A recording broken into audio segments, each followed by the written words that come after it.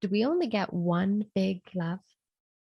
When we hold space for a really special person, a love that's so deep that others truly can't understand the depth of it, we hold on to them tight, and we still hold on to them tight during the addiction or the alcoholism. And then when they're taken away from us, when they're suddenly gone, it's excruciating. So it's no surprising that we might feel, will I ever love again? You will love again. And not just any love, a big love. All you have to do is unleash the hope that it can happen to you again. And today, I'm going to share with you how. Welcome to another episode of Smiling Again. I'm Kim Moore. I lost my husband, Chris, 5 years ago, almost 5 years ago. But we had been divorced and were apart for 7 years prior to that. I left, not out of lack of love. I left because I had to save myself, to save our children, protecting them from the trauma of what we were going through. It was the most difficult decision I think I've ever made, and probably the most difficult decision that I will ever face. So this episode is a really personal episode, and it's for all of you who have lost a significant other. Whether that significant other is your wife, your husband, your partner, whether they are estranged from you, whether you've chosen to leave, or whether they've passed away. This episode is for you. For a moment today, there was honestly a part of me that felt I would never love again. I had lost all hope that I would find love again. And that's really a big thing for me to voice. So let me set the scene. I had been messaging someone on a dating app. And this is happening over a few days. And we were having a really good conversation and we were getting along really well. The conversation was easy. He made me smile and I was feeling hopeful. So we decided to meet up. And it was a last minute decision. So I didn't have a chance to get myself all ready.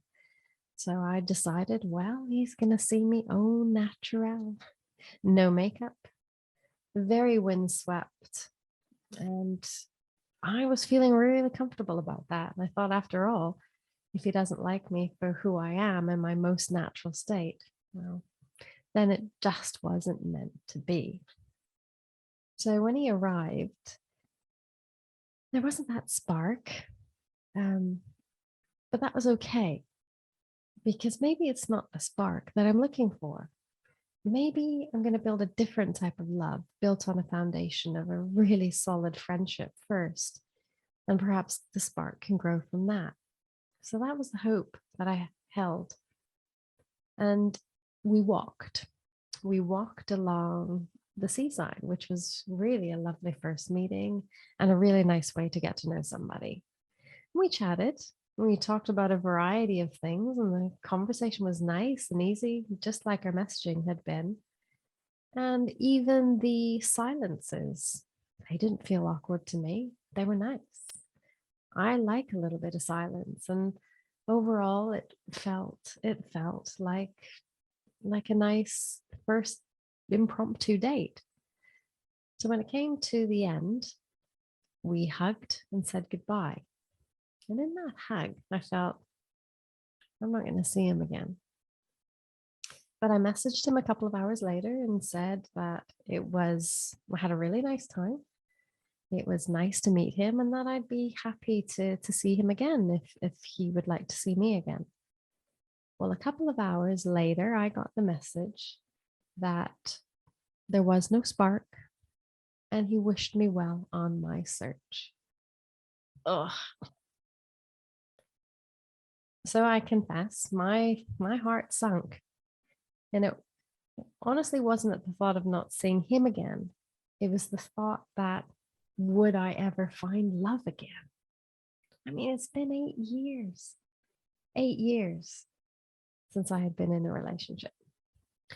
And I'm sharing this with you because I think it's really important for you to hear that you're not the only one that might be feeling this way. There's plenty of us that feel this way. And there's an amazing song you can listen to if you haven't heard it already. It's Lady Gaga singing I'll Never Love Again from A Star Is Born. Every time I hear that song, it would get me. But now I can listen to the song and I can sing it without crying. And it's because I feel hopeful. The hope has been unleashed. So, how do you unleash the hope that you will love again? In my experience, it's been that I needed to start by healing my aching heart.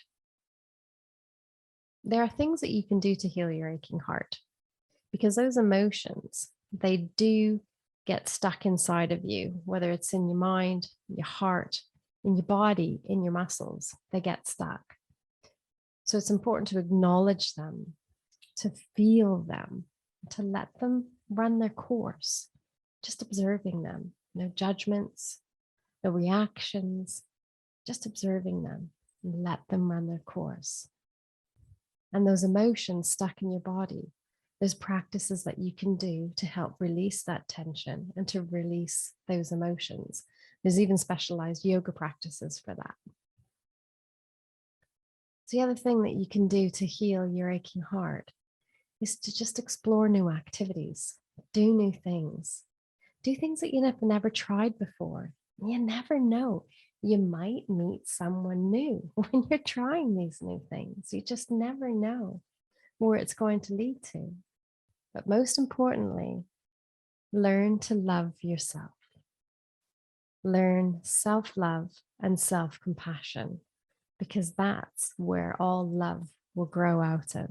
And the great big love will grow out of first loving yourself first before anyone else. So today I'm feeling hopeful. Even though the date didn't work out, I feel fine about it.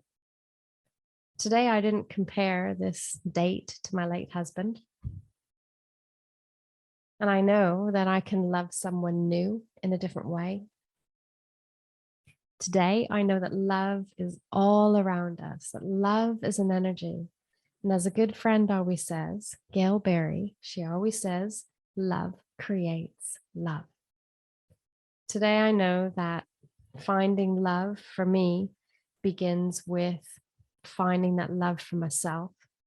And that is my focus every single day, is ensuring I'm loving myself. I'm being compassionate with myself, being gentle with myself. In the Blossom community, we learn how to do all of these things together because healing is more fun with other people. It is hard at times. It's definitely hard. There's ups and there's downs. So it's a lot easier when you have a supportive community around you of people who understand what you're going through and they've been there themselves and they're somewhere on the journey there with you. They might be a few steps ahead of you or a few steps behind, and we pull together to support one another. There's even courses too to help you heal your heartache and a variety of things. Today, I'm grateful that I'm open to new love, to finding that big new love. I'm also grateful for my friends, the people that you can always rely on to remind you that blokes are idiots and anyone with eyes on their head would fancy me. Well, they're always there to rally behind you. And I'm grateful that the new love that I'm looking for, he's out there and he's looking for me too. Maybe he's listening to this right now. And the thought of that, the thought of a new big love, well, that just has me smiling again.